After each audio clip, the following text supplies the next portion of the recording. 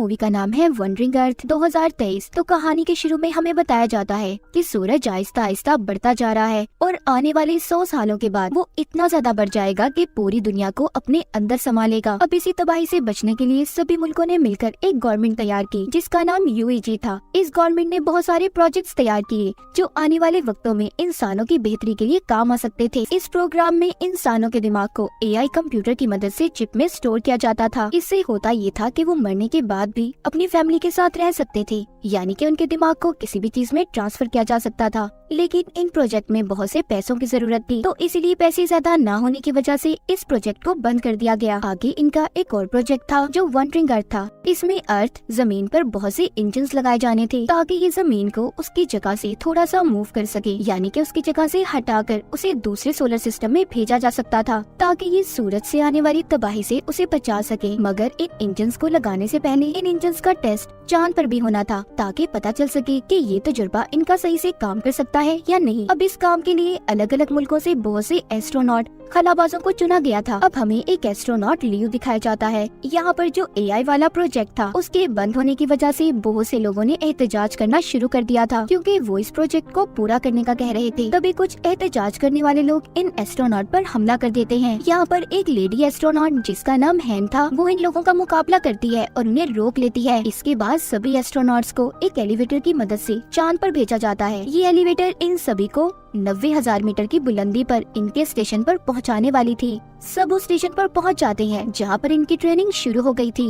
वक्त गुजरने के साथ साथ इनकी ट्रेनिंग भी पूरी हो जाती है। लियो और हैन इस ट्रेनिंग के दौरान दोनों एक दूसरे को पसंद करने लगे थे। इन दोनों की ट्रेनिंग अब जब पूरी हो गई थी तो हैन अपने साथियों के साथ चांद पर जाने वाली थी और कुछ दिनों के लिए वो अब लियो से भी नहीं मिल सकती थी। इसीलिए लियो उसके लिए वहाँ पर फूल लेकर आता है। लेकिन इससे पहले लियो फूल देकर एलिवेटर से बाहर निकलता, उसका दरवाजा बंद हो गया था और वो भी इन्हीं के साथ यहीं पर फंस जाता है। वो एलिवेटर अब चांद पर जाने के लिए चलना शुरू हो गई थी। इनके पास कोई और रास्ता नहीं था, इसीलिए हैन जल्दी से लियो को स्पेस सूट पहनने का कहती है ताकि वो इनके साथ जा सके। पर तभी इन्हें पता चलता है कि इनका सारा सिस्टम हैक हो गया है, यानी कि उनके सारे सिस्टम को किसी ने अपने कंट्रोल में कर लिया था और उनकी बेस पर भी ड्रोन से हमले होने लगे थे। साथ ही साथ इनकी एलिवेटर अब दोबारा से जमीन पर जाने वाली थी। तभी इनकी एलिवेटर में एहतजाज करने वाले लोग भी आ गए थे। वो इन पर हमला कर रहे थे। वो सभी की आईडीज यानी कि इनकी शिनाख्त को चुराने लगते हैं ताकि वो इनके सिस्टम को पूरी तरह से अपने कंट्रोल में कर लें। वो इनके स्टेशन को तबाह करके पूरी तरह से उस पर कब्जा चाहते थे। उन्होंने बहुत सी जगहों पर बॉम्ब्स लगा दिए थे। लियो और हैन अपने एलिवेटर में उनका मुकाबला करते हैं। अब जो उन्होंने बॉम्ब्स लगाए थे वो फटने लगते हैं। एक बॉम्ब जो उन्हें एहतजाज करने वाले लोगों ने इनके एलिवेटर में भी लगा दिया था, जिससे वहाँ पर अब बहुत बड़ा धमाका होता है। इनका एलिवेटर दोबारा से जमीन पर आ गया था। अचानक से जमीन पर गिरने की वजह से बहुत से लोग मारे जाते हैं और काफी सारे लोग जख्मी भी हो गए थे। अब इस तबाही के बाद बाकी के मुल्क जो UAG से जुड़े हुए थे वो चाइना को वार्निंग देते हैं कि उन्हें अब जल्दी इंजन की टेस्टिंग चांद पर करनी होगी। इसके बाद हमें इनकी एक और टीम दिखाई जाती है जो पहले ही चांद पर बसी हुई थी। हम एक आदमी हैंग्यू को देखते हैं जो अपने कैप्सूल से बाहर आते ही अपने कंप्यूटर के पास जाता है और अपने कंप्यूटर पर अपनी बेटी से बातें करने लगा था। तभी वहाँ जमीन से कुछ एस्ट्रोनॉट्स आते हैं जिनमें इनके लीडर भी थे, जो आकर अपनी टीम को बताते हैं कि हमें इंजन टेस्ट मिशन को कुछ महीनों में पूरा करना होगा। ये यहाँ पर इनकी मदद के लिए और भी बहुत से एडवांस सुपर कंप्यूटर लेकर आए थे जो इंजन को चलाने में इनकी मदद करने वाले थे। यहाँ पर हमें ये भी पता चलता है कि जो डिजिटल लाइफ प्रोजेक्ट था जिसमें इंसान के दिमाग को AI की मदद से एक चिप में स्टोर किया जाता था, उसके हेड पहले हैंग्यू और इनके लीडर हुआ करते थे। मगर अब जब उस प्रोग्राम को बंद कर दिया गया तो इन्होंने यहाँ पर इस प्रोजेक्ट पर काम करना शुरू कर दिया। हैंग्यू यहाँ पर अपनी बेटी से बातें करने लगता है। यहीं पर हमें ये पता चलता है कि कुछ सालों पहले हैंग्यू की फैमिली का एक्सीडेंट हो गया था, मगर उसने अपनी बेटी के मरने से पहले उसके दिमाग पर AI वाला पहला तजुर्बा किया। उसके दिमाग को उसने AI की मदद से चिप में स्टोर कर लिया, मगर उसका ये तजुर्बा बस कुछ वक्त के लिए ही था। यहाँ पर जो हैंग्यू के लीडर सुपर कंप्यूटर को लाए थे, हैंग्यू उसकी मदद से अपनी बेटी को दोबारा से AI रोबोट बनाकर जिंदा करना चाहता था, मगर उसके लीडर इस काम के लिए उसे मना कर देते हैं क्योंकि ये काफी खतरनाक था।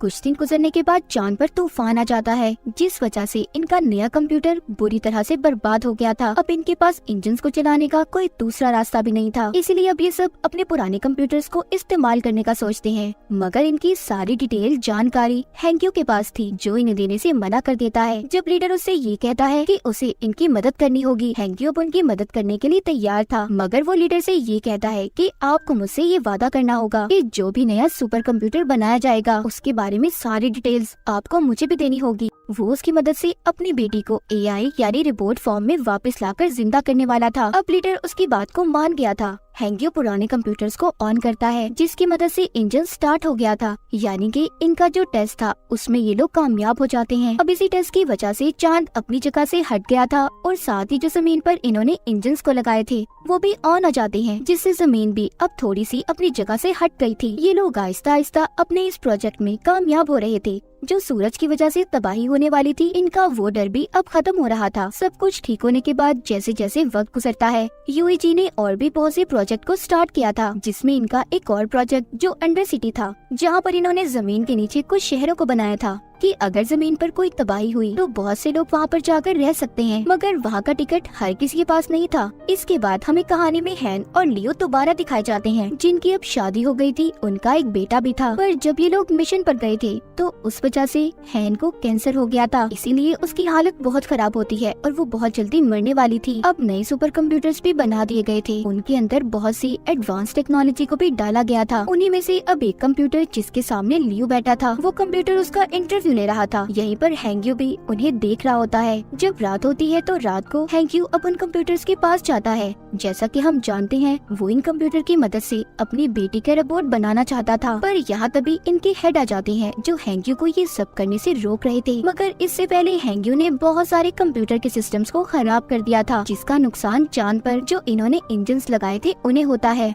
वो अब कंप्यूटर की इस गलत सिस्टम पावर से फट गए थे, जिस वजह से चांद अपनी जगह से हट गया था और 7 दिन के अंदर अंदर वो जमीन से टकराने वाला था। इसीलिए चाइना अपने अंडरग्राउंड शहरों को भी खोल देती है ताकि लोगों की जान बच पाए। उधर है लियो से कहती है कि मैं कुछ दिन में ही मरने वाली हूँ, तो इसीलिए तो मेरा अंडरग्राउंड सिटी कार्ड तुम अपने डैड को दे देना, ताकि अगर तुम स्पेस खला में जाओ तो पीछे तुम्हारी डैड हमारे बेटे के साथ सही सलामत रह सके। कुछ दिन के बाद हैन की भी मौत हो जाती है और लियो के डैड उसके बेटे को लेकर अंडरग्राउंड शहर में चले गए थे। चाइना भी पूरे शहर में ये खबर फैला देता है कि चांद बहुत जल्दी जमीन से टकराने वाला है, मगर साथ ही साथ वो ये भी कहते हैं कि इसका हल भी इन्हीं के पास है। वो स्पेस में जाकर चांद पर बहुत से धमाके करेंगे, जिससे चांद जमीन से थोड़ा दूर हो जाएगा और फिर जमीन पर इंजन्स को लगाकर उसे चांद से दूर ले जाएंगे। और इस काम में इन्हें गवर्नमेंट की भी मंजूरी दे दी गई थी। लियो भी अब इस मिशन में स्पेस पर चला गया था। वो जाकर स्टेशन पर अपने हेड से मिलता है, जो इसे ट्रेनिंग देने वाले थे। जब लियो की ट्रेनिंग पूरी हो जाती है, ये अब अपनी टीम के साथ स्पेसक्राफ्ट में बैठकर चांद की तरफ निकल गया था।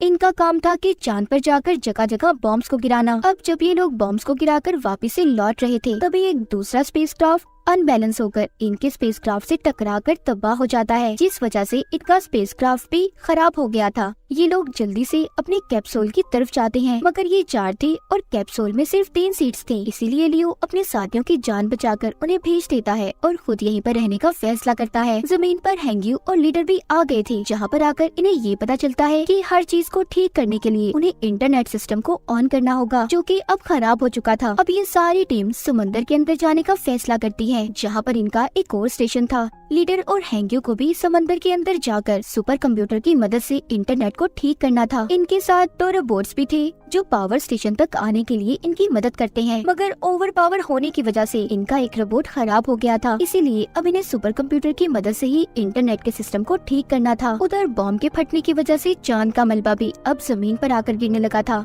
जिसका कुछ हिस्सा समंदर में भी हैंक्यू और लीडर के पास जाकर गिरता है, जिस वजह से अब इनके स्टेशन में भी समंदर का पानी आने लगा था। लीडर पानी में डूबकर मरने वाले थे। हैंक्यू उन्हें बचाने की कोशिश करता है, मगर नहीं बचा पाता। लीडर मरने से पहले हैंक्यू को सुपर कंप्यूटर का खुफिया कोड बता देते हैं, जिससे इंटरनेट को बहाल करके दुनिया को बचाया जा सकता था, जो बताने के बाद लीडर की मौत हो गई थी। उधर दूसरी तरफ गवर्नमेंट भी अपनी कोशिशों में लगी हुई थी। वो इस मुसीबत से बचने के लिए 300 लोगों की टीम स्पेस में भेजने का फैसला करते हैं, जो जाकर चांद पर बॉम्ब गिराने वाले थे। अब ये टीम जाकर स्पेस में लियो से मिलती है, जो अभी भी स्पेस में ही था। ये लोग इसे कैप्सूल में बिठाकर वापस से अर्थ पर भेजना चाहते थे, मगर लियो जाने से इनकार कर देता है। उधर हैंग्यू अभी भी इंटरनेट सिस्टम को ठीक नहीं कर पा रहा था। वो जानता था कि अगर उसने जल्दी इंटरनेट सिस्टम को ठीक न किया तो चांद जमीन से टकरा जाएगा, जिस वजह से ना ही इंजन ऑन होंगी और ना ही जमीन अपनी जगह बदल पाएगी, यानी कि सब कुछ खत्म होने वाला था। इस मिशन के पूरा होने के लिए सब लोग दुआएं मांग रहे थे। अब जो 300 लोगों की टीम चांद पर गई थी, वो वहाँ पर बड़े बड़े बम से धमाके करते हैं,